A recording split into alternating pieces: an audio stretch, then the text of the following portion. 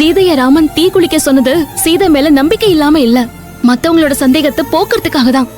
அதே மாதிரிதாங்க நீங்களும். நீங்க என்ன சந்தேகப்படல, என் சித்தியோட சந்தேகத்தையும் உங்க தமிழத்தையோட சந்தேகத்தையும் தீக்கிறதுக்காக தான் நீங்க என் மேல நம்பிக்கை இல்லாத மாதிரி சந்தேகப்பட்டீங்க. நான் அப்பவே உண்மையை சொல்லி உங்க சந்தேகத்தை தீர்த்திருக்கலாம்.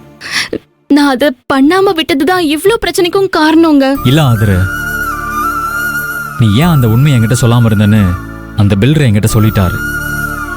நீ தான் என்கிட்ட இந்த விஷயத்த சொல்லாம சஸ்பென்ஸா இருக்கட்டும் நினைச்சிருக்கியே, அதை நீ அந்த பில்டர் கிட்டே சொல்லியிருக்க. அதனால்தான் அவரும் இந்த விஷயத்தை என்கிட்ட சொல்லாம மறைச்சிருக்காரு. நீயும் மறைச்சிட்ட ஆதர. சந்தோஷமா எனக்கு சர்ப்ரைஸ் கொடுக்கணும்னு நினைச்சிட்டு இருந்த உனக்கு நான் எவ்வளவு பெரிய ஷாக்கை கொடுத்துட்டேன். அதை நினைச்சா என்னால தாங்கிக்கவே முடியல.